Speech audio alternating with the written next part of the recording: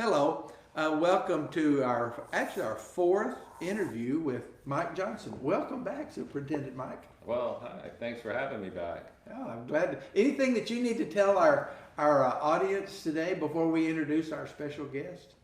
Well, we do have a very special guest here today. I do have one thing that I'd like to kind of open up with, and that is to let folks know that, we're headed into that time of the year where we're focusing on a budget for next year. Mm-hmm. And most people have heard the governor's address last week and her projection, or the economists of our state's projection, of having a shortfall in revenue.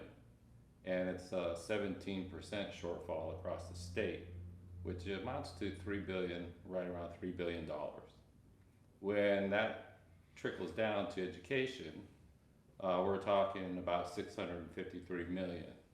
That's a huge hit right now. So we're bracing for a revenue reduction for our district, and we've taken some measures to kind of offset some of that hit going into next year.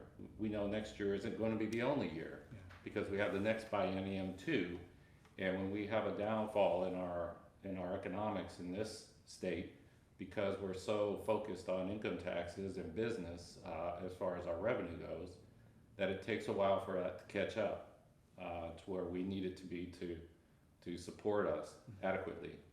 So I just want to assure the community and folks that we're mindful of that. Mm-hmm. It's not an unexpected thing.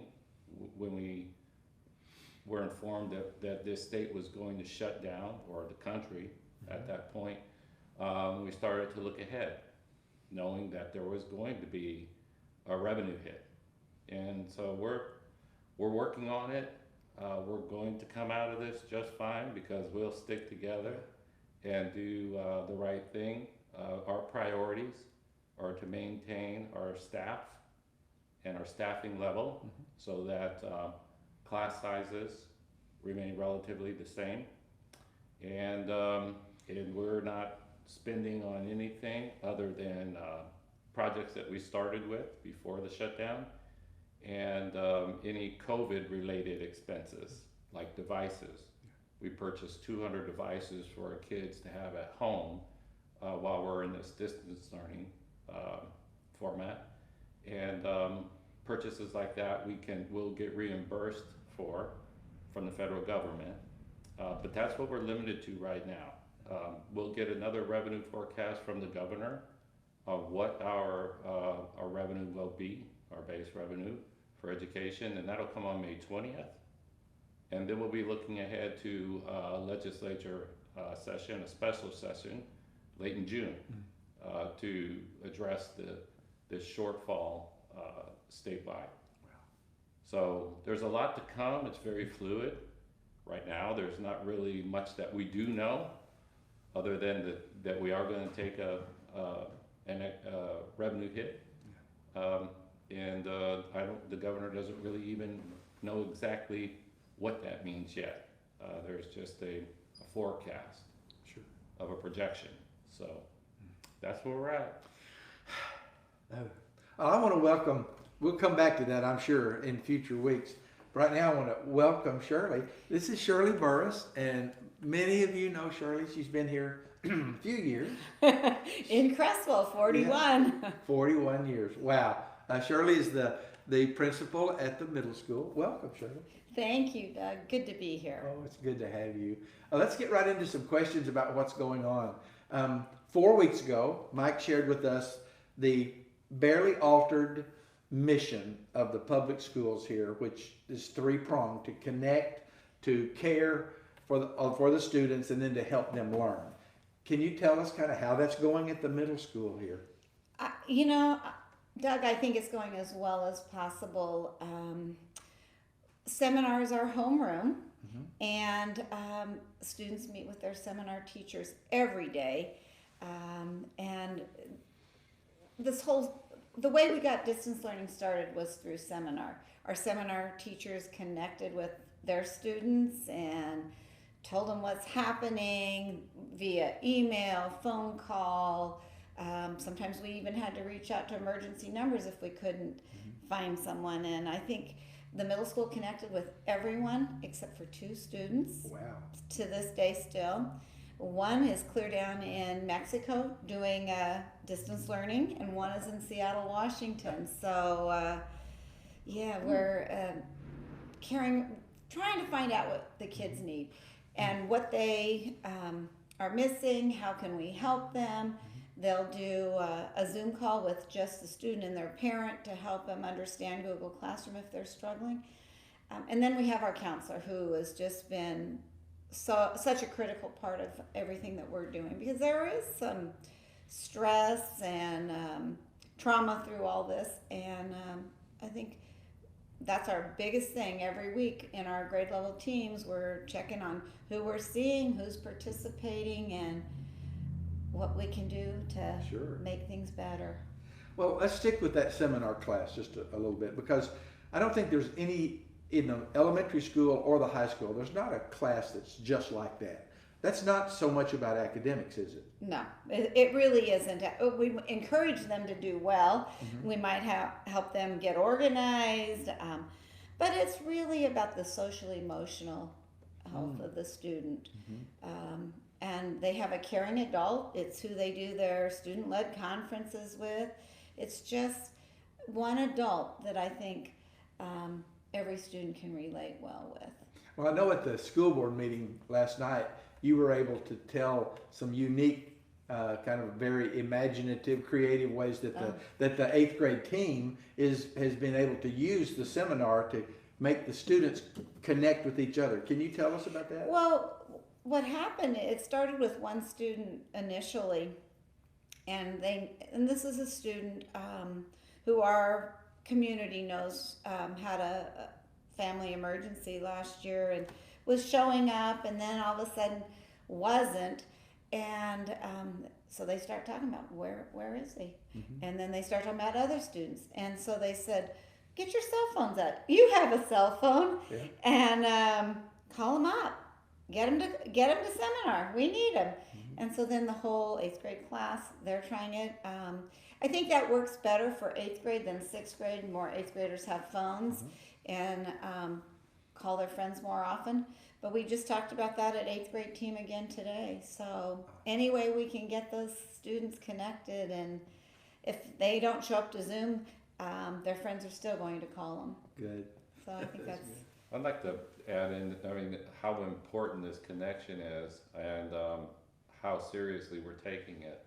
There were students who we were not connecting with by phone, by email, and Shirley and her staff got together, and some of the staff went out to homes to let folks know that we were looking to connect with them online by any means. And Shirley herself went to students' homes to get connected with them. And it's just kind of been an at all costs kind of approach to getting connected with kids and letting them know that we're here. I know that Mike mentioned that next year is not set yet, and we don't know what's going to happen with going on with school. But I remember when my 5th grader here at Crest Lane Elementary was getting ready to go to the big middle school, leaving that single teacher and being coddled and loved on, and up there at the big middle school, not knowing what's going to happen. And we took all the students over there and trooped them over and let them see everything. That's not happening this year. What's going to happen? Well, we do have a good plan. In the past we would do our 5th grade or CMS showcase, invite all the parents and the students for an evening, and then toward the very end of school we had a half day with our 5th graders, and once the 8th graders were done. So this year, a few things are happening. Starting next week, the 6th grade teachers are going to spend the last few minutes in 5th grade Zoom classes. Oh, good. So they'll get used to seeing the teachers. David, our counselor, will do that. I will also do that still as the principal. And Julie, our new principal, she's also going to have a piece in that. So that's a piece. And then I don't know, Doug, if you were at the 10-year reunion of the middle school last spring. Well, it was pretty special. And Janelle Saylor was one of our teachers, and she had the flight science class. So it was a class on drones, and they did a video of our school with the drones all through the school, upstairs, downstairs, in the gym, out on the Tiger Terrace field. So we're going to show that to our fifth graders in their classrooms through Google Classroom. And then we'll have more, we'll have another video where we're doing a piece. So they'll at least see what the building looks like. And as long as, school gets to start fairly normal next year, I'm pretty sure we'll still have a sixth grade only day. And we've got that kind of planned. Good. Julie was in on the planning meeting. I think we'll work well in transition, so I think that's Fantastic. awesome. We'll send out postcards to them this summer, but we hope to get in their classes a lot the next few weeks, starting next week. Wonderful. I know that at the state level, we've had a change in some of the desires for these students, and your sixth graders have had outdoor school for the last few years. Yeah. And I'm sure you're missing that. Oh, absolutely. Our students stay 3 nights, 4 days up there. It's great. Was canceled. The money's still there. That's something that Mike and I are working on.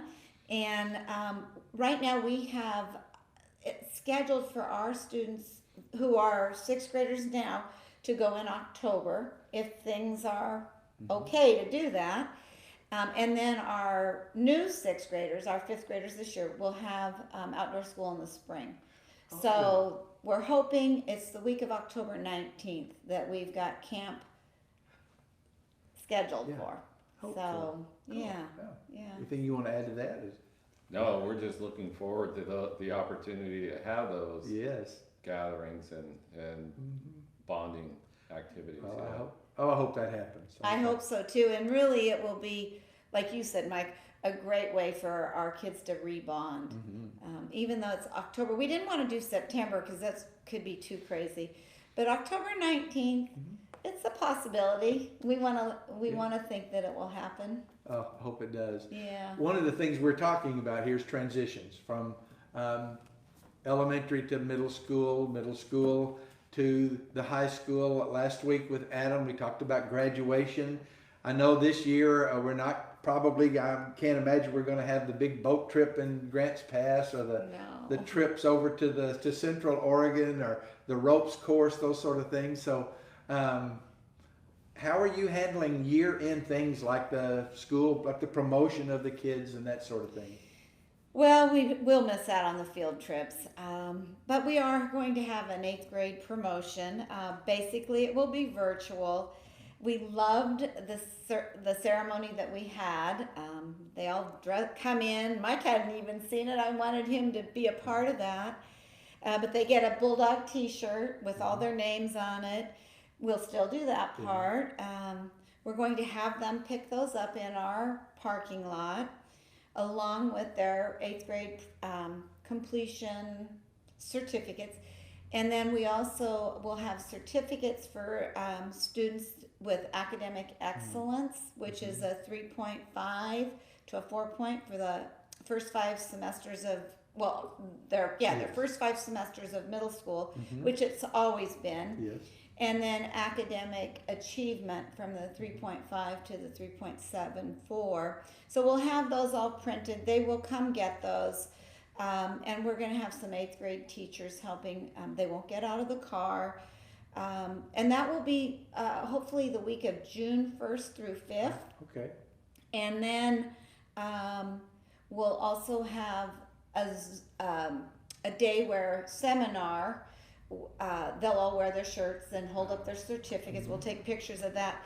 But we will actually go down into the gym and virtually read all their names, show their certificates. So that'll take place before they receive them. And then we'll put it on YouTube. We'll put it all together as a video. And Eric Telfer, our choir teacher, is who's going to help us with that. So we're excited. It's better than not having something. It sure is. And on the back of the shirt, it's going where their names are. It's going to say, distant but still together. That's So good. That's good. yeah. Well, since we're talking about transitions. Our dear middle school principal is also in transition time. Yes, I am. Tell us, she's going to retire at the end of this school year, and I know it's not going to end as you had kind of hoped. Can you tell us just briefly what, you don't have to take us through everything, but kind of what has your history been like here as a teacher and as a principal at Crestwell, and what are you looking forward to going out of this? Okay. Well, I ended up moving here in 1979, and I didn't have a teaching job in Crestwell, but my husband and I, well, he worked in Corvallis. I got my first job in Drain. I was only 21. I was still in college. And so just real quick, we tried to get a house in Drain. And the bank said, no, you would both have new jobs. So we said, well, that's not going to work. So we started driving back. He said, well, I'll keep my job. And so we pulled off the freeway at Crestwell. And there was a Century 21 realtor. And so we went in and we said, what kind of homes do you have for sale? So they showed us a brand new one. We got a loan, and I taught 4 years in Drain, and he commuted to Corvallis, and I commuted to Drain, and then this perfect opportunity came open. Marcy Rice, you know her, wanted to job share. I had one child at that time, and she was pregnant. She wanted to job share, and I've been here since '83. Wow. So I job shared all the years until my children were in first grade. Yeah. So it was unbelievable. You could have a career and be a mom, coach, and then once I went back to school, and for those that didn't know, a lot still know, I taught PE and health mainly. And then Measure 5 came around. I thought, ooh, I better make sure I get some more education. So I went back, got my elementary endorsement for middle school teachers. And then I taught reading and math and lots of PE, and was the athletic director when we brought sports back in '98. And people kept saying, you really should work on your administrative lesson. I said, I think so too. So I did, and Chalmers Blatch, who was principal then, was leaving, and Rick Stuber hired me as the middle school principal, and it really was a great fit. He was a bit nervous whether I could go from being a peer to their supervisor. I felt like I could, and actually it was an easy and good transition, and here I am. So I've had a wonderful career. Love this Crestwell community. Great place to raise kids, and I'm sort of sad to leave. I think it's time. Mm-hmm. What am I going to do from here on out? Well, I have a itty bitty mini contract still here that Mike and I will work on. Some mentoring or substituting, but I'm also going to work with COSA and in their administrative program, helping supervise new principals, and also U of O's administrative program. So I have that. So you're not going to sit back and take up knitting? Oh gosh, that's not quite my style. But I love to travel, and right now I can't do that. I had some special trips planned with family, and that's not happening. But also I'm a grandma now, so 3 grandchildren, and I love spending time with them. And fantastic. I'll still be in Crestwell. This is home to me. Good. I know as a parent of 2 students that went through your school, you supported us very well, and I thank you for that. Oh, you're welcome, Doug. It's a pleasure. Absolutely. How can our community continue to support the middle school right now during all of this that's going on? Well, you're doing it with the meals and just love and care, and it doesn't matter if it's middle school or elementary. It's just being here in our community and being a positive force. And honestly, having us come and share what's happening in the schools is really great. Well, I mean, we want you to know what's going on with our school district. Mike, I think that the school is the heartbeat of our community, and not seeing those kids safely crossing streets, not seeing them getting to those schools and seeing the lines, that has a negative effect on our community. But getting to hear what you're doing is really exciting. It is. I And just I appreciate the opportunity. I really do. Oh, well, thank you for being here. And Shirley, thank you for coming. Oh, you're so welcome, Doug. You do Mike, you don't know this, but when we moved here, we made a bid on a house and we got outbid. She outbid us and got the house that we thought we wanted. I don't think we got hurt in getting the house that we did. But I just think it's awesome to get to talk to you and to have gotten to know you during this time too. It's just amazing. So, Mike, I thank you for being here today. I think we're going to get together again next Thursday. We will. Good. And we'll have another special guest for you. Thank you for watching. Take care. Bye. Bye-bye.